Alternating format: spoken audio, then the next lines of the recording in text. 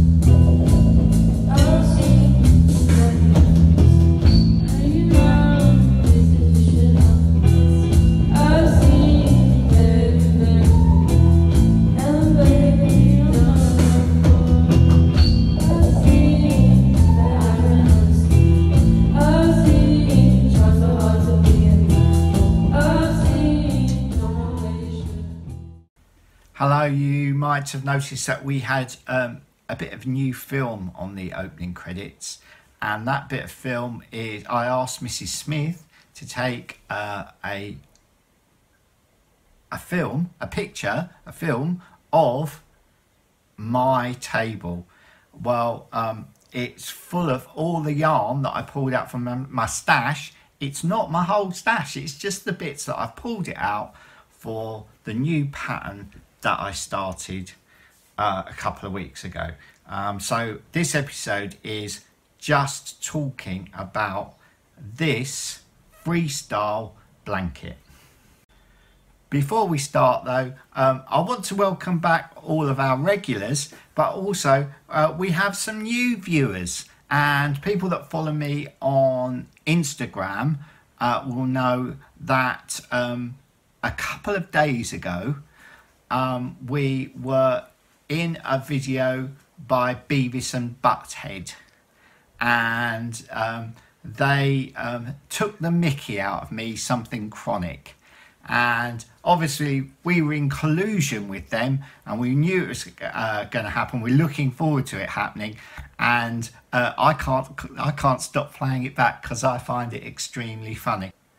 Some people a little bit, oh, I've got a fly buzzing. Some people a little bit concerned that I might be worried about some of the things that they said.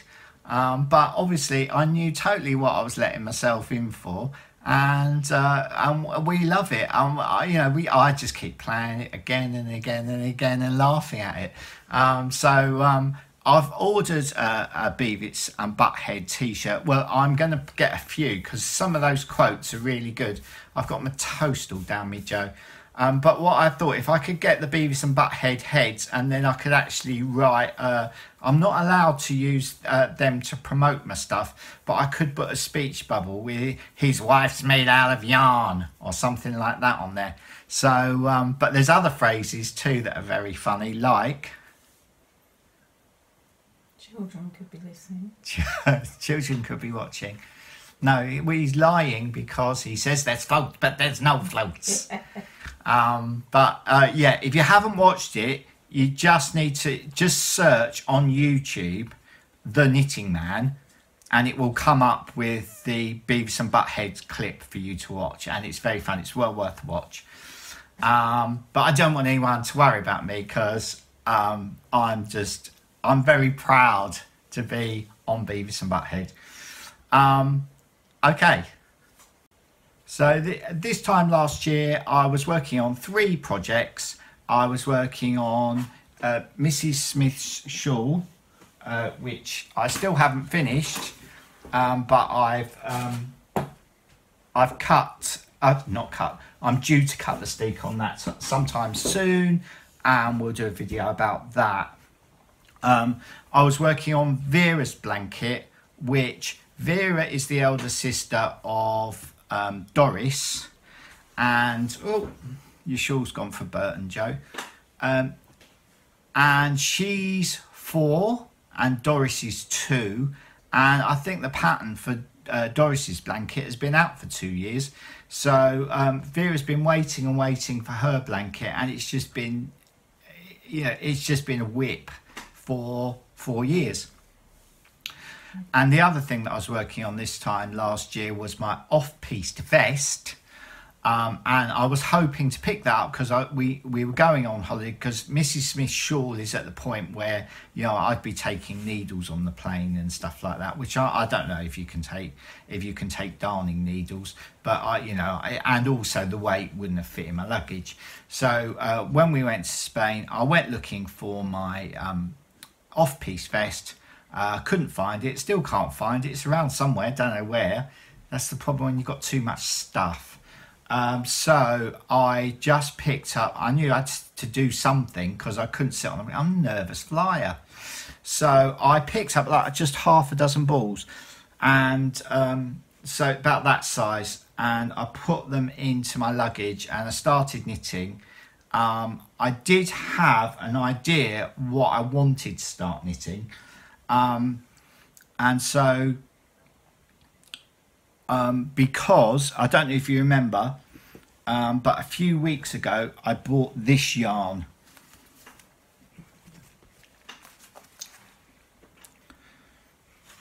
I bought this.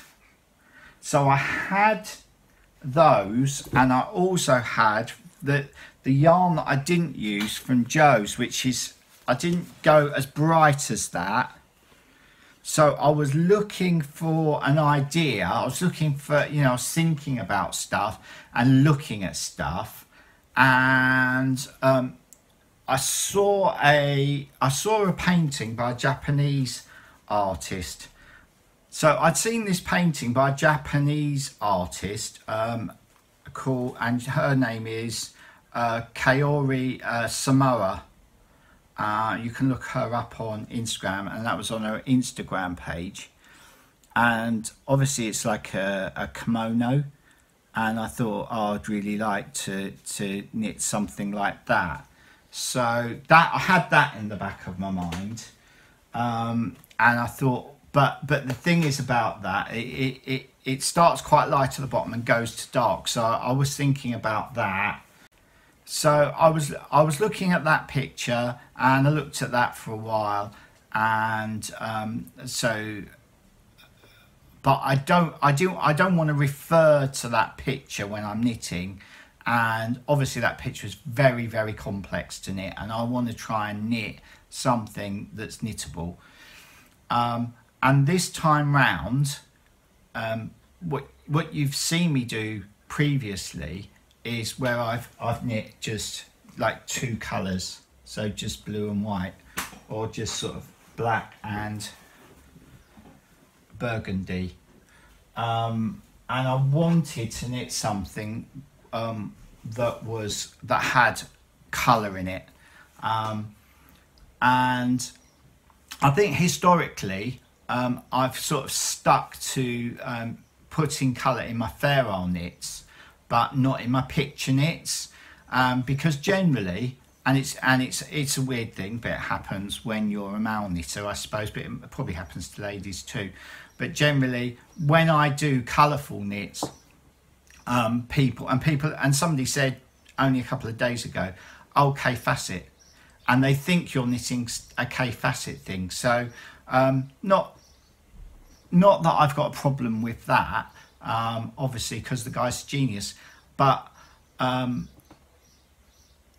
it's just that you want to detach yourself, perhaps, you know, as a male knitter. You want to be yourself rather than, you know, people think that you're copying Kaffe.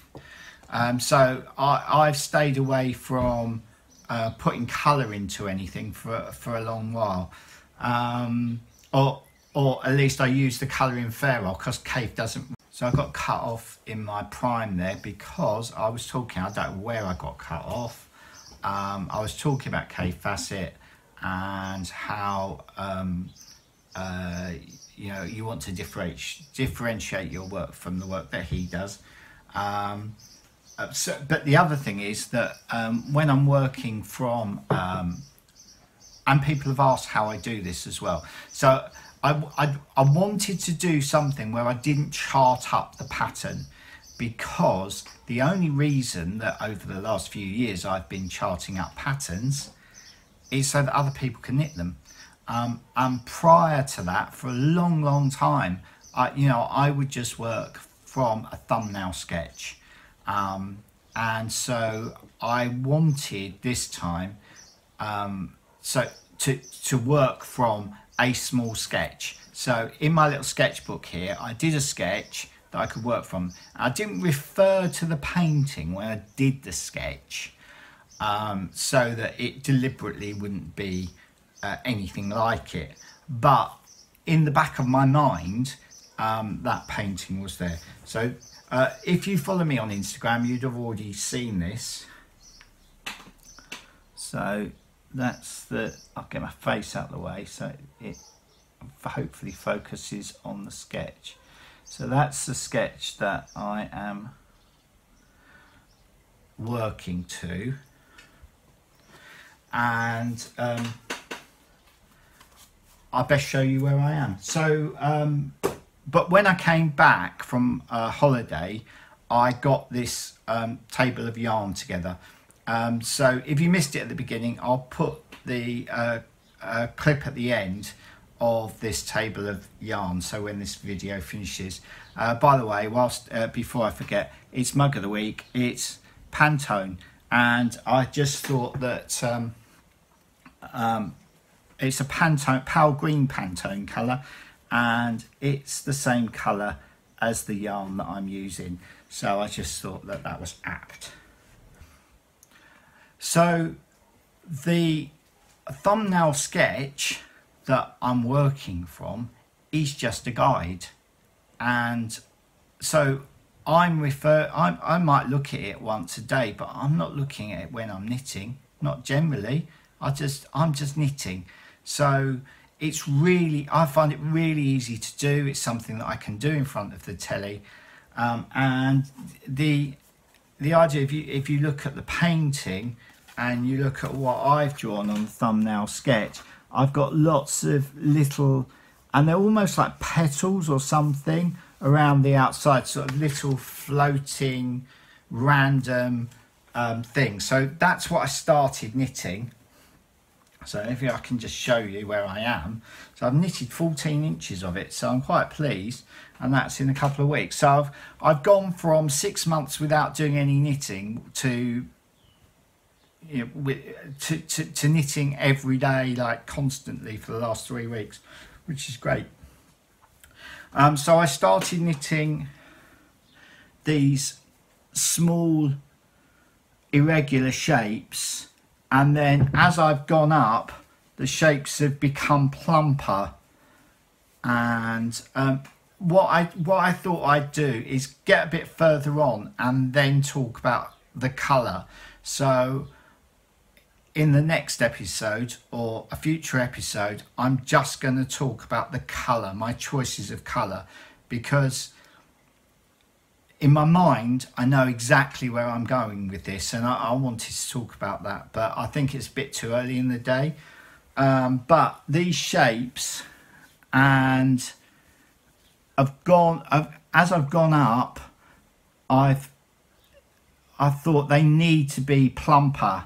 They need to be rounder. So they've ended up being quite larger, a bit more space between them. And, you know, I don't mind that, you know, I started off there. You know, I'm not going to frog it back and redo it. You know, I'm going to show my workings out. So the small shapes and irregular shapes have become plumper and rounder. And I'm thinking, at this point here, I've been thinking a lot about Patrick Heron.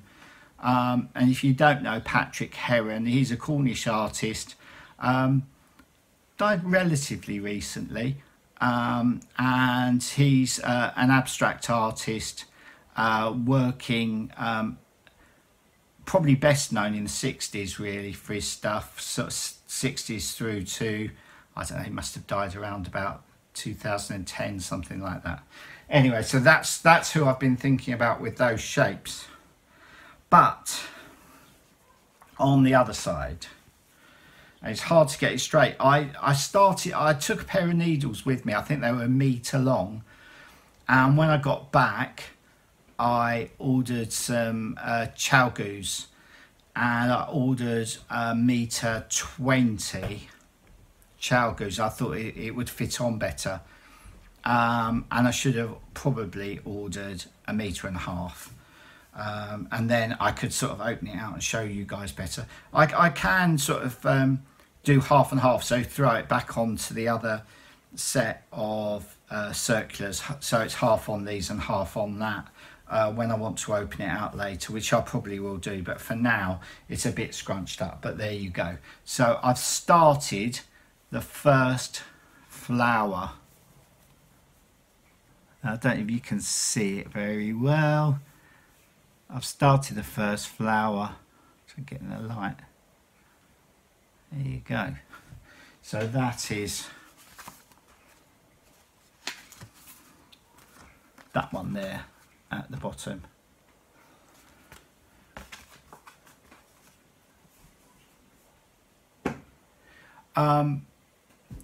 Before I forget, somebody recently, Michael in Australia, recently bought my bluebird blanket pattern, and he was saying he wanted to knit it in cotton, and I was saying, well, you know, it might be awkward to steek, and so I said, oh, you know, I'd discuss it. So I've been looking. Has that just moved? So I've been looking. Oh, maybe not. So I've been looking at steeking videos, but I don't think there are any on to see if there was a video about steeking cotton. The thing is with steeking, knitting naturally wants to run that way anyway, but the problem is that your ends aren't going to fuse together when you cut through the steek. I think it's possible, and you know, I watched. I've got cotton in this, and I'm going to steek this. It's not all cotton, but there is some cotton in there. And I was watching Caitlin Hunter. Very surprised actually. Her videos don't get a massive amount of views, but I mean, she's great, isn't she? I think she cut a steek. I think it was Caitlin Hunter. Anyway, she cut a steek, and she didn't reinforce the edge at all, so just sewed it back, I think. But I think what you could do, because I did see somebody and they were using acrylic, and what they'd done is they cut the steek and they'd put some material behind the knitted fabric, and then they'd put zigzag stitches on a sewing machine up the edge, and then what I think you could do is then fold it back and then sew it up, and you know, it shouldn't go anywhere. It can't go anywhere. The only worry is that on the back it might not look great. But what I'm advocating is that if you say had a bit of a cotton fabric on the back, that would get folded into your seam anyway, so you wouldn't see it. So I think that might be the best option. It's going to save you so much hassle. If you try to knit the pattern flat, you've got to then purl on the back while you're reading the pattern the other way, and that's doable. But I just think that if you're knitting in the round, you just keep going, and you'll knit it so much quicker. And I know at the end you're going to have this sort of issue where you've got to do something about the steek, but I think it's resolvable. And what I would probably do is maybe knit a bit of rib, say, or something, and then try it before you invest all your time into knitting. But other people will have something to say, so comments about that below please. If you think that it's a viable option to knit this type of pattern, cut steek, and maybe with a bit of material behind, do a few rows of zigzag stitching on the sewing machine before you cut the steek. If you think that's a good idea, whether that will work, that would be great. And we'll see what people say in the next episode. So yes, I think what I didn't say earlier is that so I'm knitting this whilst I'm watching TV. I'm not referring to a pattern. I'm dropping these blobs in, and then I've got these big, it's going to have these big blooms, maybe 8, something like that, across it. I'm just making it up as I go along. So this is something that I wanted to show people, because people always say, well, how do you do that? Well, I don't know, I just do it. So I just wanted to say what I've done so far. So I've got 2.75mm needles. I'm using 2-ply fingering weight. You know, I'm running some lace yarns together to make up colours. So there are sort of mild sections. So there's 526 stitches, and I think it's going to be about 56 inches wide, and I'm going to aim for something like 6 foot long, or just shy of 6 foot long. So I've done 14 inches already. So this year, because I had a 6 month break from knitting, this year my knitting's just gone from nothing to, it's gone through the roof. And you know, even on days when I'm working, I'm managing to get, you know, 4 or 5 hours of knitting in as well. So it's been brilliant, and I've been loving it. I can hear you walking down the stairs. So what's happened is, whilst I've been knitting this, Vera, whose blanket is still in my whip pile somewhere, don't know where. Vera, well, she was asking me while I was knitting Mrs. Smith's shawl, and she was saying to me, Grandad, where's my blanket? And since she's seen me knitting this, she said, Grandad, is that my blanket? And I've said to her, well, the plan wasn't that it was going to be a blanket. It was going to be a shawl, or I think they're called a shlanket. But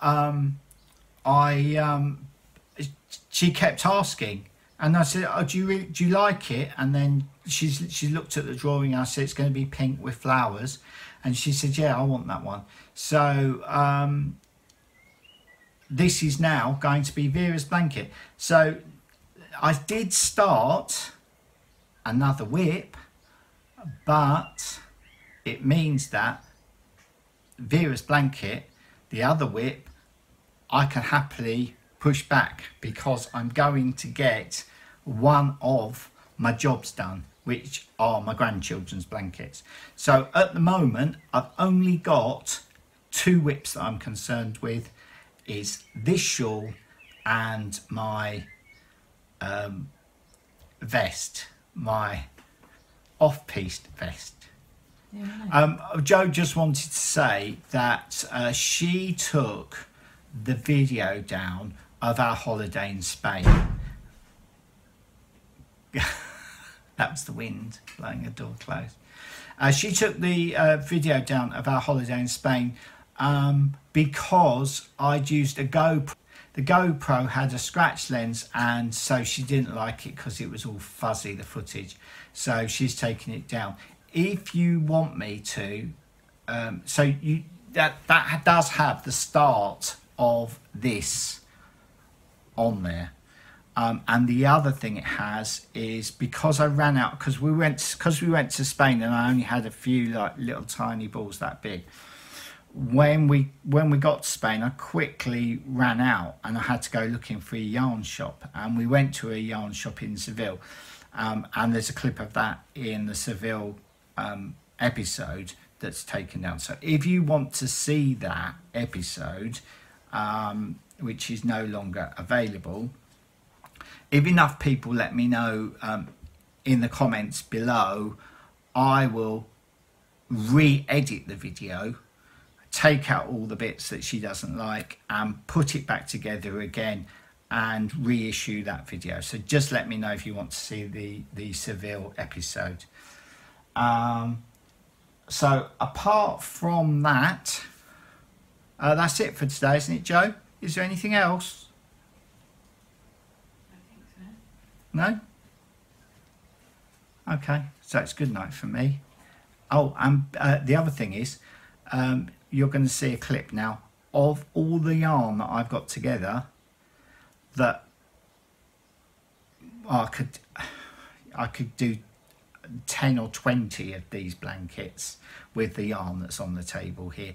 But you're going to have a clip now, new clip with Kitty's music, or that Joey took earlier, of all the yarn that I've picked out for this project. So it's good night for me, and it's good night for her. Bye. See you next time.